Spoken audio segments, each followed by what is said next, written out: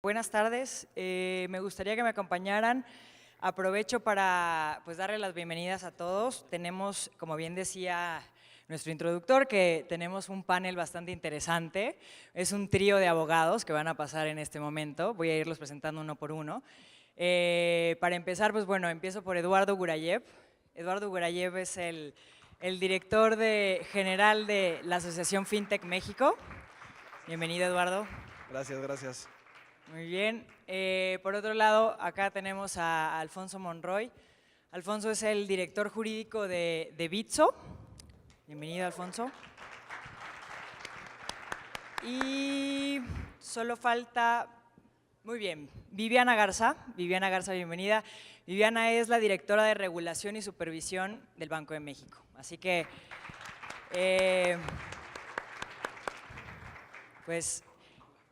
ciertamente este va a ser un panel bastante interesante, es un tema súper reciente, ¿no? A manera de contexto y para todos toda la audiencia partir del mismo nivel, porque sabemos que hay gente que no es de México, entonces voy a dar una pequeña introducción y poco a poco los panelistas van a empezar a entrar en detalle de la ley, ¿no? Entonces, en México, en el mes de marzo, se publicó la ley FinTech.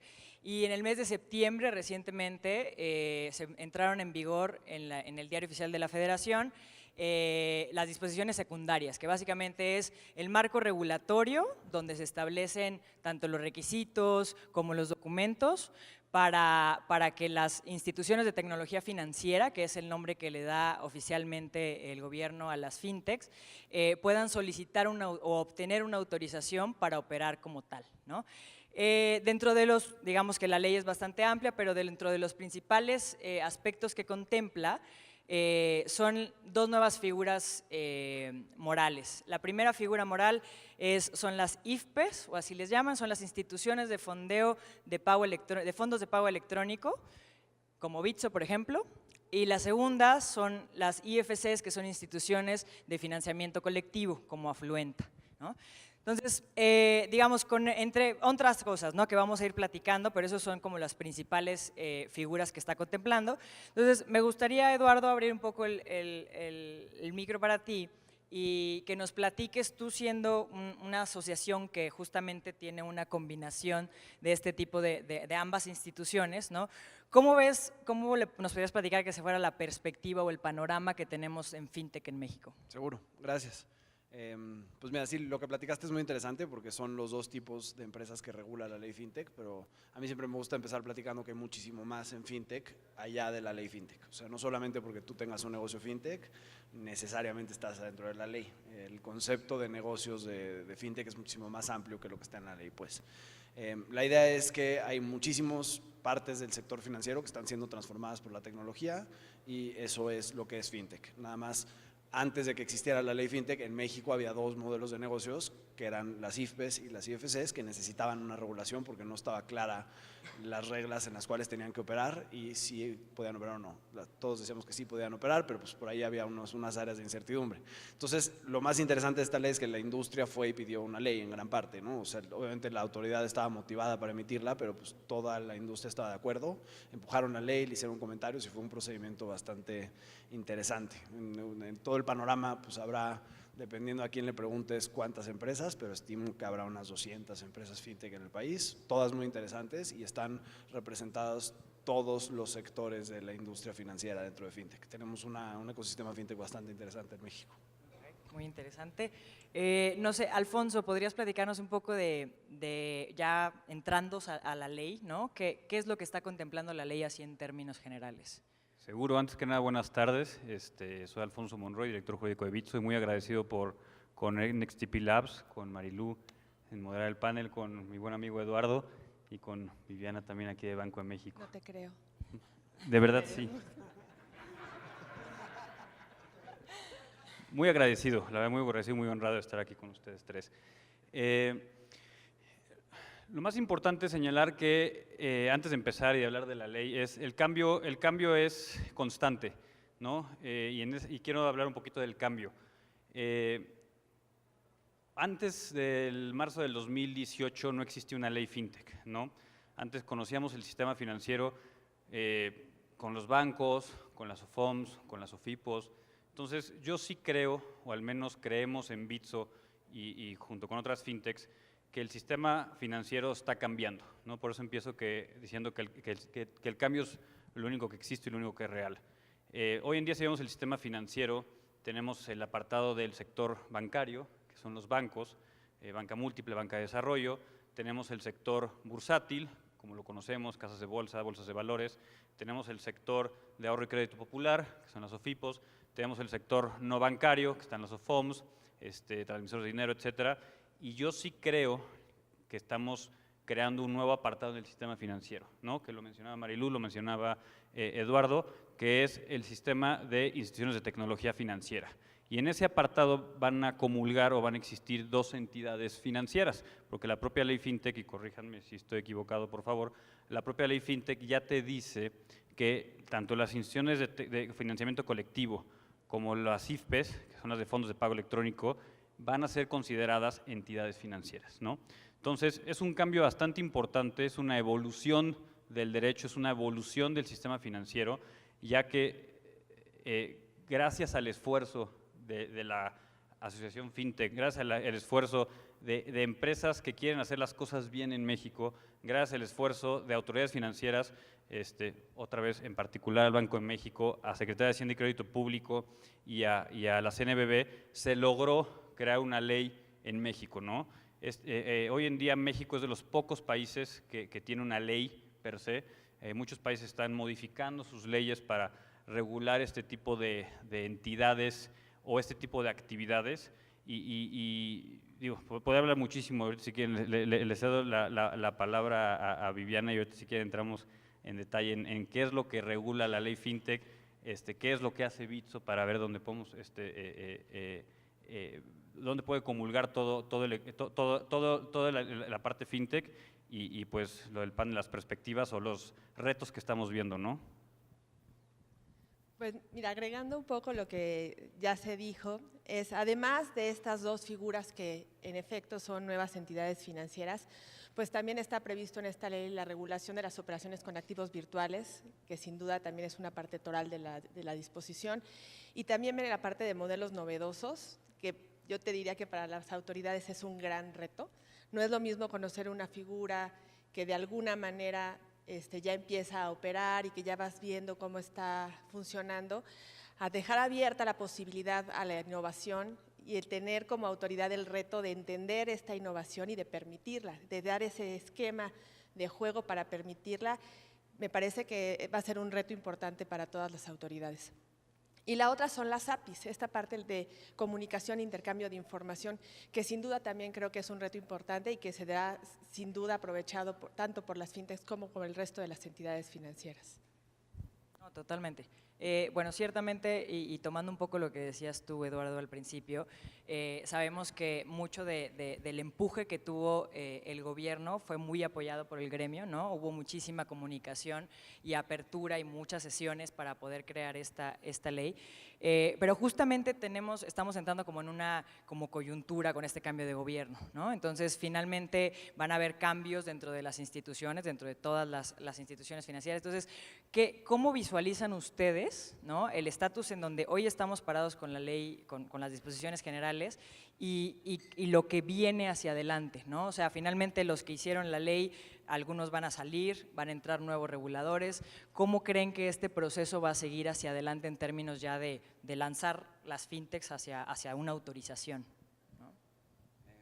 Pues mira, el punto en el que estamos sin duda es interesante, porque salió la ley y la ley, un poco a propósito, es muy vaga y deja muchas cosas a reglas secundarias, porque no queremos que la ley regule de manera minuciosa los modelos novedosos de negocio o cualquier otra parte de la ley, porque entonces para cambiarla cuando haya una innovación tecnológica pues habría que regresar al proceso legislativo, que no es una cosa sencilla. Entonces la ley delega mucho a disposiciones secundarias, así funcionan todas las reglas del sistema financiero y estas reglas secundarias tenían etapas en las cuales se iban a emitir. Entonces se emitió el primer paquete de reglas secundarias a 6 meses de la emisión de la ley, de la promulgación de la ley, y ahí es donde estamos ahora. Estas ya existen y ya están las entidades financieras estas fintechs en capacidad de solicitar su licencia. Eso es lo que contenía el primer paquete. Pero todavía faltan más y vienen otros tantos de reglas secundarias con retos no menores. Por ejemplo, Banxico tiene pendiente la emisión de temas de activos virtuales, está pendiente la implementación de las APIs, que es el Open Banking, en mi opinión es de las partes más retadoras y más interesantes de esta ley, ya la platicaremos un poco con más calma adelante, pero pues un poco en donde estamos es que el empuje de la industria junto con las ganas y el empuje de las autoridades sacaron el primer tramo de las reglas secundarias con cosas muy buenas, con algunas cosas en donde habrá desacuerdo sobre ahí, si hay áreas de mejora o no. Yo creo que hay cosas que sí hay que mejorar y cosas que no. Y donde estamos es que ahora pues toca el cambio de batuta y hay que hacer que la nueva administración tenga el mismo empuje para sacar las reglas que faltan. ¿Cómo has vivido tú esto, Alfonso, este cambio, como este avance en términos, digo, sabemos que faltan, como bien decía Eduardo, ¿no?, muchas cosas por salir, pero finalmente en esta transición, ¿cómo ha sido tú como experiencia de una fintech, esta evolución de, bueno, pues ya tenemos avances y queremos seguir, ¿no?, promulgando más leyes, pero con quién lo ves, la gente que estaba ya no está, cómo están viviendo este proceso?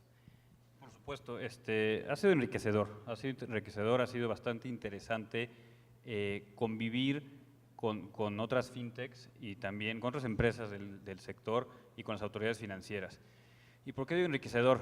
Como mencionaba, existe una ley, ¿no? Digo, todos somos abogados, es una ley que cumple bastante de manera ordenada y adecuada los propósitos de la exposición de motivos, ¿no? La exposición de motivos es, para no aburrirlos, es cuál es la finalidad de la ley, ¿no? Lo cumple de manera bastante ordenada y fomenta la inclusión financiera.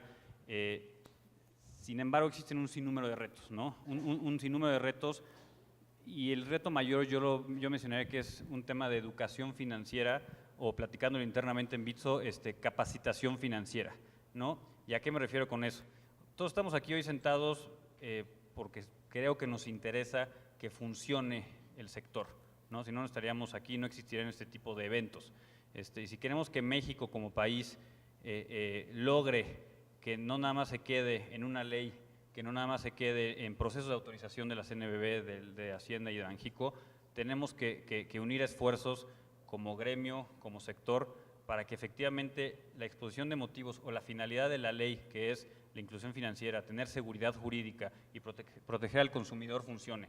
Si nosotros como gremio o que estamos aquí interesados no lo hacemos de manera ordenada, no se va a lograr.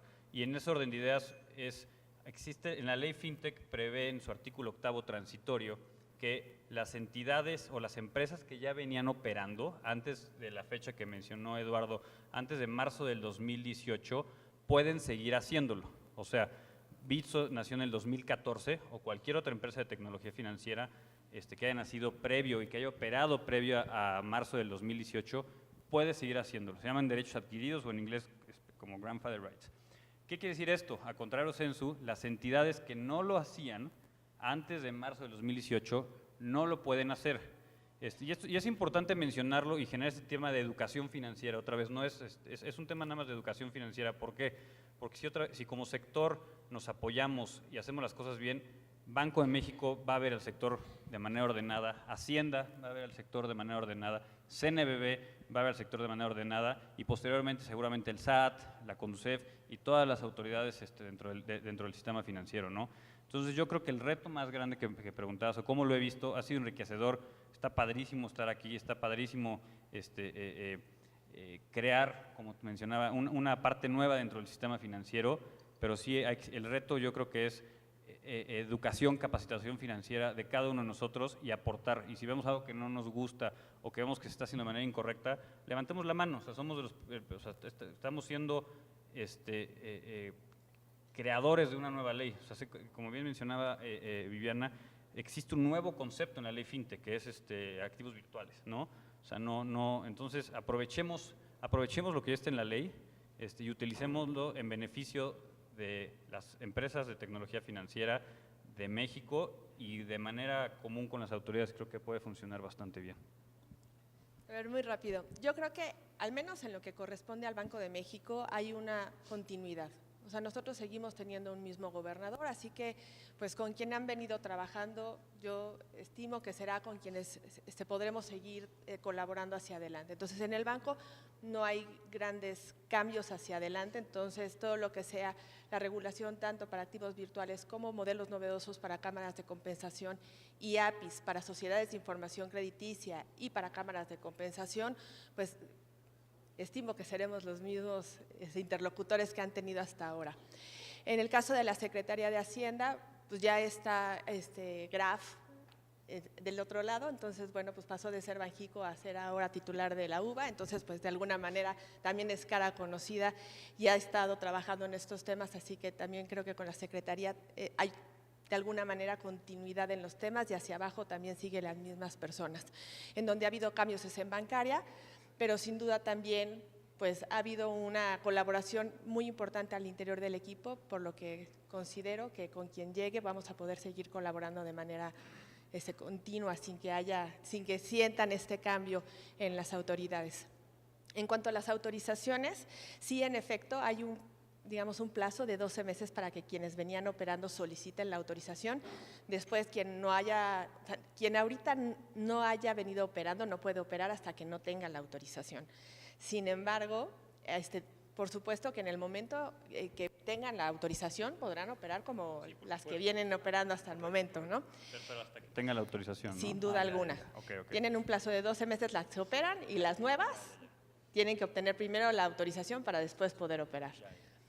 Y en ese sentido hay gran retos para las autoridades. Sabemos que en bancaria hay entre 60 y 70 escritos ya de solicitud.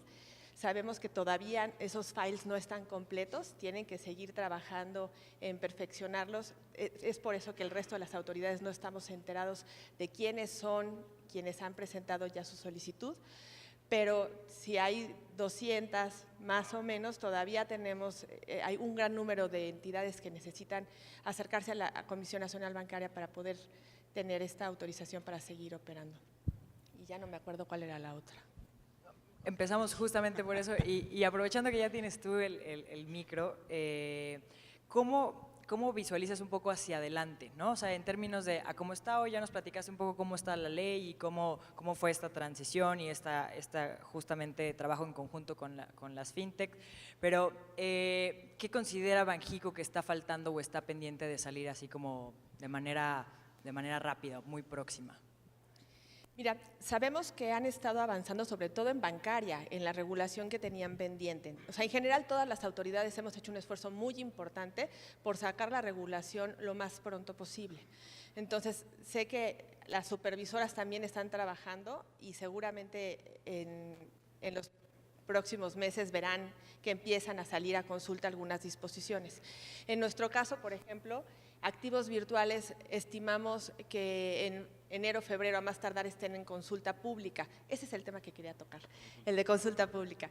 Entonces, va a ser muy importante, o sea, el Banco de México moderniza la forma en la que interactúa tanto con los supervisados como con el público, abriendo este esquema de consulta pública. Entonces, será bien importante que todos aquellos que tengan algo que decir respecto a los activos virtuales, pues ocupen ese espacio para poder acercarse con nosotros y poder darnos las opiniones o las consideraciones que sean importantes que nosotros tengamos para poder tener una regulación mucho más moderna y empática con lo que están haciendo hoy en día. Sin duda, para mí, activos virtuales es la regulación más importante pendiente. De nuestro lado también habrá modelos novedosos, pero todavía tenemos un poco más de tiempo y APIs tenemos 24 meses, o sea que hasta el 2020 tendremos nuestro límite. Espero el año que entra avanzar rápido en ese tema y poderla sacar antes. Bien. Alfonso, ¿qué opinas? ¿Qué crees desde tu perspectiva puntualmente de Bitso? ¿Qué crees que es como algo que le falta a la ley? La ley, como mencionaba, es perfectible, como mencionaba bien Eduardo y Viviana. La ley requiere un proceso legislativo para hacer ley, ¿no? Entonces, como bien decía Eduardo, no puedo estar cambiando la ley de una manera tan sencilla, ¿no? Entonces, lo que funciona en México o en varios países de Latinoamérica dentro del sistema financiero es, la ley es el qué y corríjanme por favor, la ley es el que te dice las reglas básicas del juego, por ponerlo en sentido amplio, y las disposiciones de carácter general, así se le llaman, o las reglas secundarias. ¿Por qué secundarias? Pues porque van después nada más. Las reglas secundarias es el cómo, y es lo que hemos estado platicando. La ley se publica en marzo del 2018, y en los transitorios, que es la última parte de la ley, por si la quieren ver, no son tantos artículos, al final te dice justamente el periodo que tienen las autoridades financieras, entiéndase Banco de México, Hacienda y CNBV, para publicar este cómo, ¿no? En marzo vimos, el primer paquete era 6 meses después, que era el primer cómo, básicamente es cómo voy a aplicar o cómo voy a presentar mi solicitud para ser entidad financiera regulada, ya sea de financiamiento colectivo o de fondos de pago electrónico. Y pues es muy similar a es muy similar a cualquier otro trámite para ser entidad financiera. Más bien se asemeja más a algo al sector bancario, si hacemos un comparativo. También salen las reglas de PLD y de conocimiento de tu cliente, que es muy importante, es lo que mencionaba. Lo que busca Bitso y lo que busca la ley es seguridad jurídica y protección al consumidor, ¿no? Y certeza de que vas a seguir operando siempre y cuando estés dentro de las reglas del juego. Entonces, estas reglas de PLD y de conocimiento de tu cliente justamente ayudan a las entidades y a las autoridades a ver quién está mandando unos pesitos o unos bitcoins o cualquier tipo de criptomoneda, ¿no? Y después tenemos en marzo, creo que es la fecha límite, ¿no? Marzo del 2019, o sea, un año, para que Banxico publique las reglas reglas de activos virtuales, si van a ser, cómo se van, o sea, qué tipo de activos virtuales, o sin un catálogo. Entonces, si me preguntas a mí como Bitso, contentos de trabajar con el banco, contentos de trabajar con el sector, para que justamente esta ley que ya existe, como decía en un principio, funcione, y este tema de activos virtuales, que es algo totalmente nuevo, innovador, tanto en el mundo como en México, funcione y sea una forma alterna, como les dije, es un cambio dentro del sistema financiero, ¿no? Así como en su momento fue el Internet, que evolucionó la forma de comunicarse entre personas, yo sí creo que estas tecnologías, incluyendo los activos virtuales, que forman parte van a venir a evolucionar la forma en la que movemos recursos, ¿no? Ya sea pesos o ya sea criptomonedas.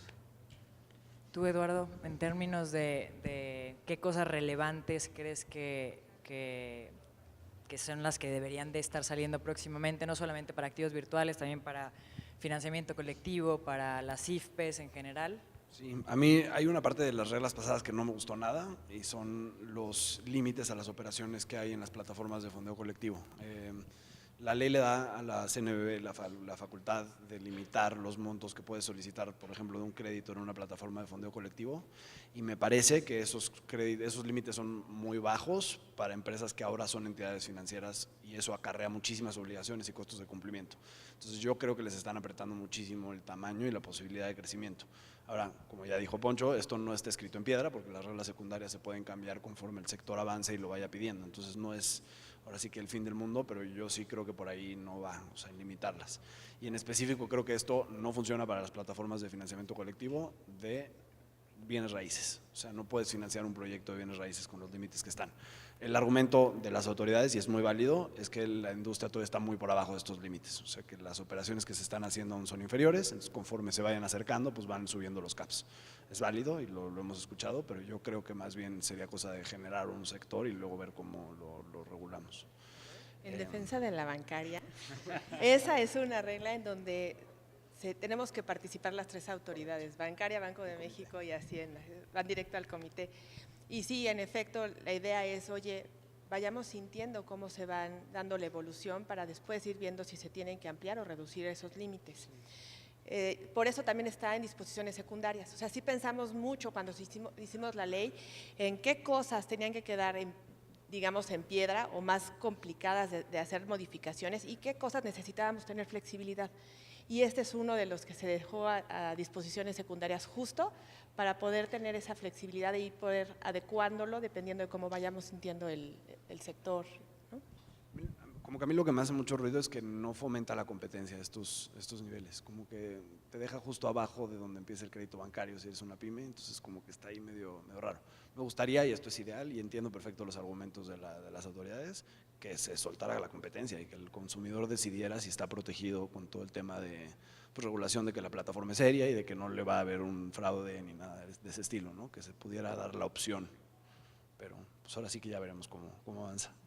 Bueno, es en términos de límites que ya están, digamos, establecidos, pero algo, por ejemplo, que no haya, que hoy no esté establecido en la ley, que sea capitales de riesgo, por ejemplo. Sí, claro, el capital de riesgo lo hemos platicado. Otra de las cosas que la ley le da la facultad a las autoridades de emitir es los capitales mínimos con los que tienen que operar las plataformas. Y este capital es doble, es tanto un capital mínimo, que es tienes que tener X cantidad de dinero en el tamaño de tu empresa, y otro capital que es el capital de riesgo, que es dependiendo de las actividades y qué tan riesgosas sean, te pido un porcentaje de tus activos que los tengas como capital. Esto no es que haya salido mal, sino que nada más el plazo que se dejó para que estas reglas se emitieran del segundo capital del de riesgo falta, todavía no están. Entonces yo considero, y esto lo platicábamos antes, es que sería importante que esto saliera antes de que las empresas se formen para pedir su autorización, simplemente porque cuando tú armas tu plan de negocios, pues necesitas saber de lleno qué costos vas a incurrir, ¿no? Más allá de que esté mal o esté bien, es cosa de que debería de estar, creo. Aprovechando también que tienes ya el micro, platícanos un poquito, antes de que nos acabe el tiempo, el tema de Open Banking. Por ahí platicaba sobre las APIs y que se les daba todavía 24 meses para desarrollar esto, pero creo que Open Banking finalmente en UK pues está funcionando bastante bien, ¿no? Y queremos un poquito cómo visualiza o qué es lo que hoy ya está de cierta manera incorporado a la ley y pues, cómo visualizas tú que pudiera venir. A mí ese es el tema que más me gusta de esta reforma. Creo que mucha gente no le hizo mucho caso y se fue por ahí un articulito de la ley que pues, estábamos viendo con muchas ansias de que pasara como está y le hicimos algunos comentarios. En el fondo a lo que se reduce, en mi opinión, es un tema de competencia económica. Creo que Open Banking es un avance sustantivo y quizá el más valioso de esta ley.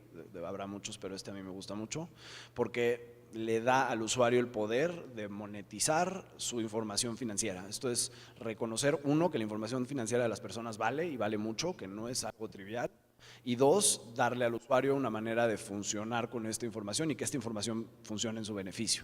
La idea es obligar a todas las autoridades, a todas las entidades del sistema financiero, y aquí otra vez el concepto de entidad financiera es clave, a abrir los datos que tienen de sus usuarios a consulta a través de APIs por parte de otras entidades financieras. Obviamente esto se hace con muchísimas salvaguardas de que quién es quien va a poder abrevar de esta información, qué estándares va a tener para cumplir en temas de ciberseguridad y en temas de que no se vulnere la información de los usuarios, y que siempre que hay información del usuario directamente atribuible a su persona, se requiere su autorización. Pero básicamente cómo funciona es que si yo llevo siendo cliente de Banamex durante los últimos 10 años, pues Banamex me conoce muy bien y me da un crédito como que me conoce desde hace 10 años. Entonces yo no tengo los incentivos de mudarme a Scotiabank porque Scotiabank no me conoce, entonces en lo que me conoce me va a dar una tasa más alta que la que me da Banamex y esto genera una ineficiencia en el mercado bastante nociva en el largo plazo. Entonces lo que hace esta ley es que equipara el acceso a la información a ambas plataformas. O sea, yo llego con Scotiabank, le doy mi autorización, Scotiabank consulta mi expediente financiero en Banamex y me conoce tanto como me conoce Banamex para ofrecerme el mejor crédito, el mejor producto financiero en general. Y esto implica pues, una infraestructura bien interesante que seguramente nos podrá platicar más por acá, pero tiene muchos retos bien interesantes. No, bueno, sin duda creo que es una parte muy relevante en la ley, creo que va a abrir la parte de competencia de manera muy importante. Estamos cuidando la parte de cómo autenticarte, que eres tú el que está dando esa autorización, creo que esa es la parte básica más relevante. Bancaria es la que se encarga de toda la parte de los bancos. A nosotros, como ya mencioné, solamente nos toca las cámaras de compensación, pero nos tocan las sociedades de información crediticia, que creo que ahí puede haber pues, un gran nicho y un gran interés respecto de la información que se puede transparentar de manera mucho más ágil hacia quien tú digas puede estar autorizado. Nosotros hemos estado avanzando en la regulación, hemos estado trabajando muchísimo con las autoridades de UK que nos han dado un apoyo increíble y nosotros, la nota conceptual, la buena noticia es que yo creo que vamos a estar listos a finales de este año, enero del próximo a más tardar, y a partir de esa nosotros empezamos a construir la regulación.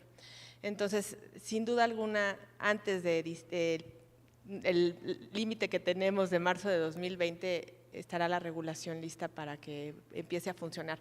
Como nos gusta mucho, le hemos prestado mucha atención y lo que queremos es salir lo más pronto posible. Va de la mano con los intereses del banco, va de la mano con la industria, todo el mundo está arriba de esto, está increíble. Es un beneficio común. Sí, sí. Muy bien, ya se nos acabó el tiempo, ¿algún último comentario al respecto que quieran hacer? Sí, aprovechar que tenemos una ley en México, aprovechar que ya existen reglas claras del juego, permitir dentro de esas reglas del juego a los que lo hagan de manera ordenada y correcta que sigan operando, que sigan transaccionando, porque como mencionaba, este es un mundo, cada día el mundo se vuelve más chiquito, ¿no? Ahorita yo puedo mandar un mensaje a cualquier parte del mundo, en fin. Entonces, si ya tenemos en México una regla que permite operar con financiamiento colectivo, con fondos de pago electrónico y con activos virtuales,